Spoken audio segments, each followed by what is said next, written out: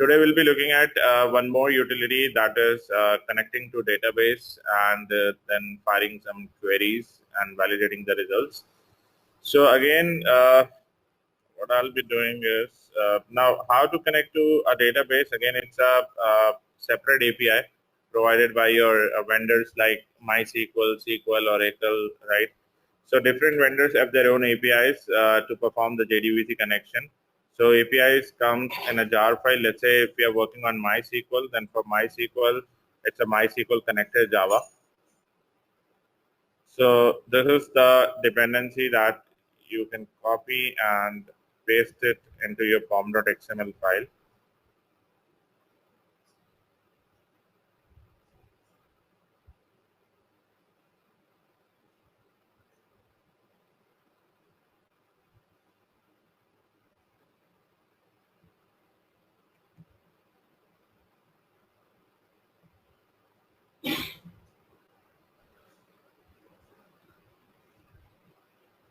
So this is what MySQL connector you're gonna get once you add this dependency. Now, in order to fire any query through database, or in order to make a JDBC connection, you need to have a database URL, the username and the password to connect with the database.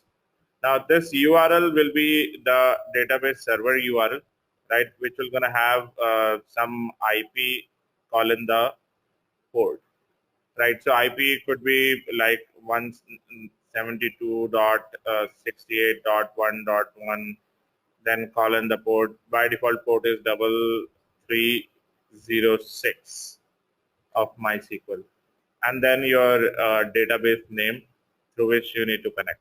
Now, normally, these are the information that is actually provided by the DBA. The database server is already set up. As a manual tester or as an automation tester, it's not our task to create a database or to like, even we don't have like much access on the database where we can write something or modify something. As a tester, we majorly have select access, right? So we can fire the queries and fetch that information, right? So, but for your practice purpose, you can configure the entire thing on your own.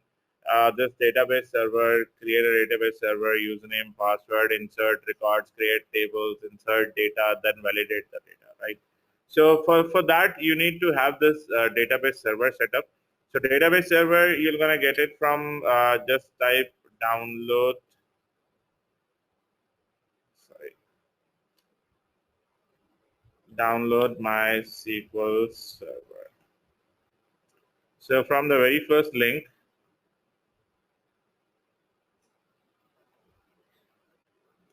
go to this MySQL community server. You'll get a setup file over here. That is a MSI file. This is MySQL installer for Windows. Based on your configuration, you need to download it. Somewhere around 250 MB file it is.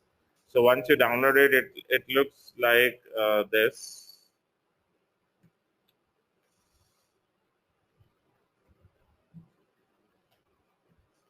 So MySQL installer is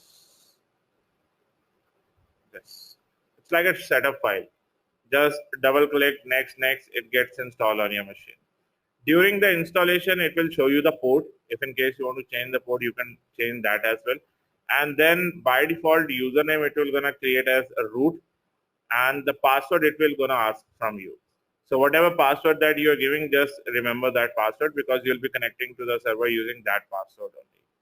Now, once it is installed, you're gonna see MySQL in your program files over here. That is MySQL, and this is your command line interface. So basically, there are some clients as well available, like MySQL Yoke, MySQL client, where you can write the queries, fetch the information, or you can do the same task using this command line tool as well. So let me increase the font size. So here it will ask you for the password that you have provided while installing MySQL server. So I've given the password as Selenium. Press enter. You are connected to the database server. Now then, you need to first create some database. So say create database I'll name it as 24th August 2019. One row affected. Then say use 24th August 2019 database change. Right now we need to like write some insert statement or create a table first and then insert some record. I believe everyone is familiar with basic SQL statements, right? So what I'll do, I'll really quick open this file and create a table. Create a table with the name Selenium. Insert, add some columns, that is tutorial ID, title, author, submission date, right? And then insert into the table and some values. So I'll just gonna copy this and paste it over here. So our table created. Now we need to add some values. So I'm gonna add the record into the table.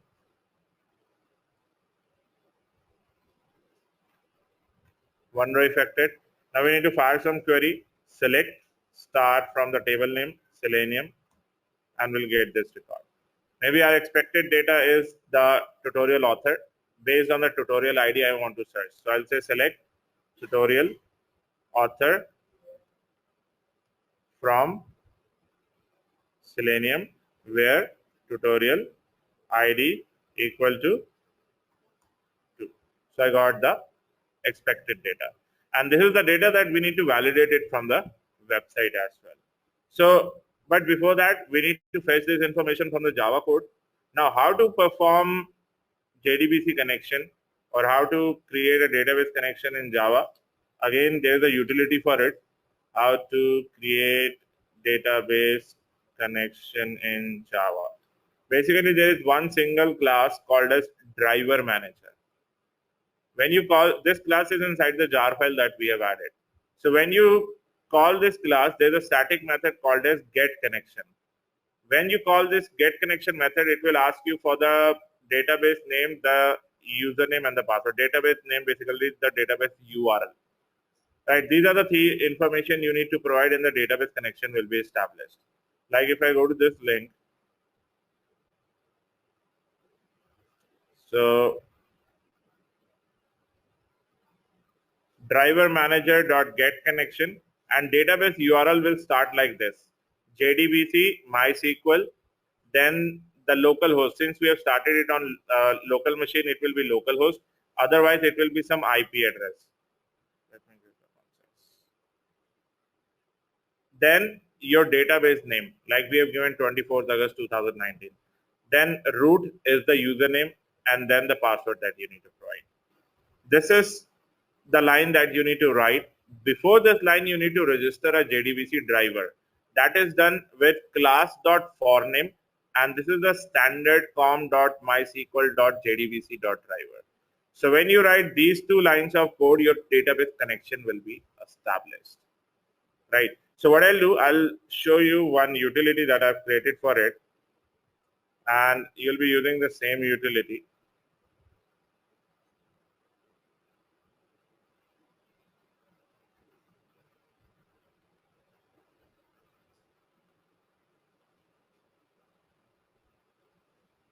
A DB manager class, which I'm going to add it over here.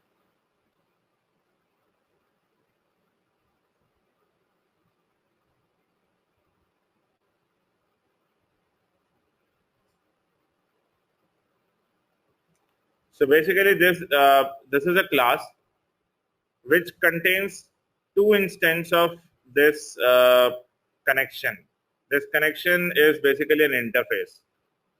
Like we do connection equal to driver manager dot get connection. So why I have created two instances? One I am assigning it to SQL Server, one to MySQL. So in case you want to do this on the SQL Server as well, same class and same interface is there. Same code you're going to write for SQL as well. There is no change in the coding part, right? So over here, there is a static method called as set DB connection. This will work for SQL Server. Same way, there is a method called as set MySQL DB connection. It will work for MySQL. And if you look at the code, class.forName. So class.forName and register the JDBC driver. So this JDBC driver, I have stored it inside a test config file, like we have stored the monitoring mail stuff over here. So same way, I'm storing the SQL details as well as the MySQL details. This is MySQL driver, username, password, and the URL. URL will be your database name that we have created, 24th August 2019. And this is the information we need to provide over here. Your MySQL driver, then driver manager dot get connection, URL, username, and the password. Same thing is for SQL Server. Class.forName driver, then get connection, URL, username, and the password. Right? If the connection is not closed, it means successfully connected to SQL Server. Same way, if the connection is not closed, it means successfully connected to MySQL Server. Otherwise, if connection is not established, it will throw an exception, cannot connect to the database server. So now it's a static method. You can directly call it by the class name dot the method name. So if in case you want to set up a database connection, we're going to create a new class test DB connection. And here we need to call the method DB manager dot set MySQL database connection. That's it. And add this exception.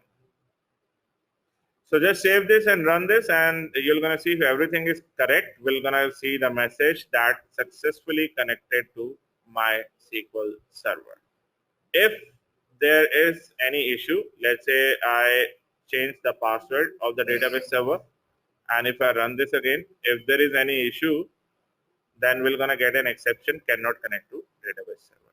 It means our connection was established whenever all the information was provided correctly. Now, once the connection is established, the next step is to fire the query to fetch the result.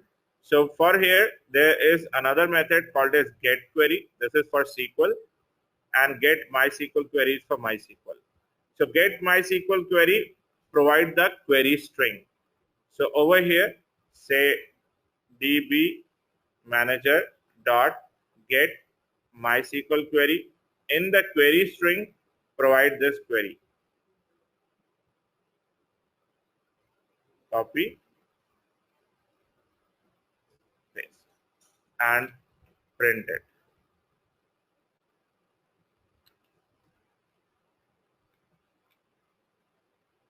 And when you run it, whatever details we were getting over there, same data will gonna get it over here. Now store this data into a variable.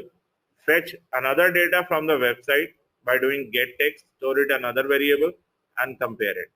If both matches, test case pass, otherwise test case fail. So this sort of validation we can do with the database.